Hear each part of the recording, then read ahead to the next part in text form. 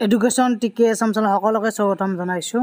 যিহেতু Assam ITR trade selection প্ৰক্ৰিয়া চলি আছে এতিয়া এডমিশ্যনৰ কাৰণে।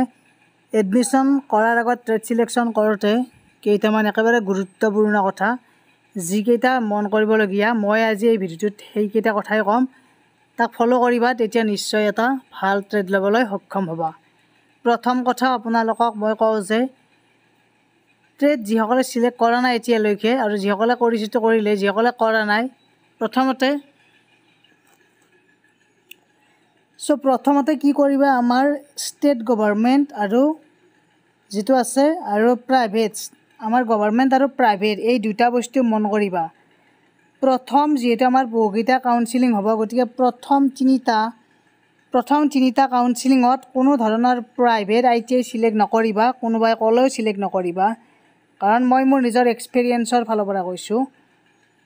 ছেকেণ্ডলি আপোনালোকৰ IMC আণ্ডাৰত একেবাৰে ট্ৰেড চিলেক্ট নকৰিবা। প্ৰথম তিনিটা কাউন্সিলিং, ফাৰ্ষ্ট, ছেকেণ্ড, থাৰ্ড যেতিয়া এলটমেণ্ট লেটাৰ ওলাব, কাৰণ আমাৰ গভৰ্ণমেণ্ট ITI বহুকেইখন হৈছে, তাত ছিট খালী থাকে। IMCত দি কিনে যদি আপোনালোকে ছিটটো লগ পাই যাব IMCত, কাৰণ ইয়াত পইচাৰ ভেলু বহুত, মানে 2000 টকাৰ এডমিশ্যনটো হ'বগৈ 20,000 টকা তেনেকুৱা। IMC দিব লাগিব, যেতিয়া 3 নম্বৰ কাউন্সিলিঙতো ছিট নাপাব তেতিয়া IMC দিব লাগিব, প্ৰাইভেট ITI চিলেক্ট কৰিব লাগিব। কিন্তু গভৰ্ণমেণ্টত ছিট থাকোঁতে যদি প্ৰথম কাউন্সিলিঙতে যদি ফাৰ্ষ্ট কাউন্সিলিঙতে যদি প্ৰাইভেট বা IMC আণ্ডাৰ দি দিয়ে, পইচা বহুতখিনি খৰচ যাব। আৰু এতিয়া বহুতে সুধি আছে NCVT আৰু SCVT। চাওক, এই দুইটাই ডাইৰেক্ট SCVT আৰু ডাইৰেক্ট NCVT যদি আপোনালোকে কৰে, তেনেহ'লে NCVT কৰিলেও লছ নহয়, SCVT কৰিলেও লছ নহয়। NCVT SCVTৰ ভেলু আজিকালি সমান।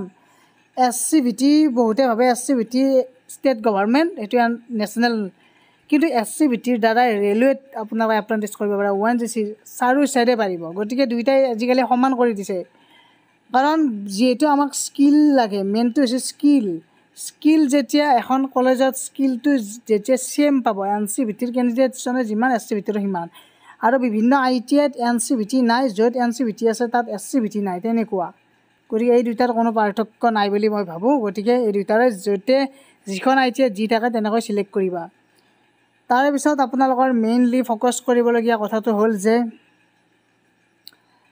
ট্ৰেড চিলেকশ্যন কৰোঁতে এতিয়া প্ৰিফাৰেঞ্চবোৰ আপোনালোকে দি যাব। এতিয়া প্ৰথমতে কি কৰিব, নিজৰ ঘৰৰ ওচৰত যিমানকেইখন ITI আছে, নিয়াৰেষ্ট ITI বিলাকতহে মানে কি কৰিবা, এপ্লাই কৰিবা। যেতিয়া তিনিখন এলটমেণ্ট লেটাৰ ওলাই যাব, তিনিটা কাউন্সিলিং গুচি যাব, তাৰে পিছতো যদি ছিট নাপায়, তেতিয়া অসমৰ য'ত ITI আছে আৰু ভেকেঞ্চিবোৰ চাই কিনে, মানে খালী ছিটবিলাক চাই কিনে ট্ৰেড চিলেকশ্যন কৰিলে হ'ল। গতিকে এইবিলাক কথা মনত ৰাখিব লাগে, কাৰণ হঠাৎ তৎক্ষণাত ট্ৰেডটো চিলেক্ট কৰি ৱেইট কৰি থাকিলে নহ'ব, কাৰণ আজিকালি 70ৰ ওপৰত মেক্সিমামৰ পাৰ্চেণ্টেজ আছে, কিন্তু বহুতৰে 60ৰ ডাউনত আছে। গতিকে 65 আছে কিছুমানৰ। ইমানখিনি পাৰ্চেণ্টেজ থকাৰ পিছতো বহুতে ছিট নাপায়। কিয় নাপায়? এইবিলাক ভুলৰ কাৰণে নাপায়।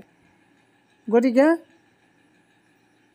প্ৰথম তিনিটা কাউন্সিলিং ৱেইট কৰিবা। আৰু যিসকলে এতিয়া ট্ৰেড চিলেকশ্যন কৰিব, যিসকলৰ প্ৰায় 80%ৰ ওপৰত আছে, তেওঁলোকেহে তাৰমানে নিজৰ ইচ্ছামতে নিজে যিটো ট্ৰেডত ছিট চিলেক্ট কৰিব বিচাৰে, তেওঁ 80%ৰ ওপৰত থাকিলে বৰ্তমান ফাৰ্ষ্ট কাউন্সিলিঙত পাই যাব। কিন্তু যিমানে গৈ থাকিব সিমানে আমাৰ ছিটবিলাক কমি যাই থাকে, আৰু কেণ্ডিডেটছৰ সংখ্যাও কি হৈ থাকে, মানে বহুতখিনি ৰৈ যায়। ছিট যদি 2টা থাকে, কেণ্ডিডেটছৰ সংখ্যা হ'ব 10টা। গতিকে সেইকাৰণে সাৱধানে ট্ৰেড চিলেকশ্যন কৰিলে হ'ল।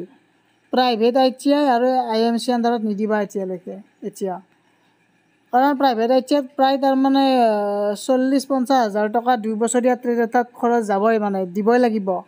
IMC আণ্ডাৰতো ছেম এনেকুৱাকৈ 36,000 আপোনালোকে পে'মেণ্ট কৰিবই লাগিব 2 বছৰীয়া ট্ৰেড, আৰু 1 বছৰীয়া ট্ৰেড হ'লেও 33,000, কিছুমানত 36ও ল'ব পাৰে প্ৰাইভেট ITIত, বা 40ও ল'ব পাৰে।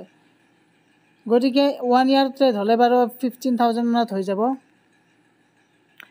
গতিকে এইবিলাক কথা মনত ৰাখিবা আৰু ট্ৰেড চিলেকশ্যন কৰোঁতে প্ৰথমতে ষ্টেটটো আমাৰ অসমেই হ'ব ডিষ্ট্ৰিক্টটো চিলেক্ট কৰি ল'বা ডিষ্ট্ৰিক্টটো চিলেক্ট কৰাৰ লগে লগে নিজৰ ডিষ্ট্ৰিক্টত যিমানকেইখন ITI থাকে সেই ITI ওলাব আৰু সেই ITIৰ এগেইনষ্টত আমাৰ ট্ৰেডবিলাক শ্ব' হ'ব মই যোৱাকালি এটা ভিডিঅ' দিছোঁ সেই ভিডিঅ'টোত চাই কিনে আপোনালোকে কৰিবা অনলাইনখিনি গতিকে এইখিনি কিছুমান ইম্পৰ্টেণ্ট কথা সকলোৱে শ্বেয়াৰ কৰি দিয়ক আৰু ছাবস্ক্ৰাইব কৰি ৰাখক নেক্সট আগন্তুক বিভিন্ন ধৰণৰ ভিডিঅ' আহি থাকিব ধন্যবাদ থেংক ইউ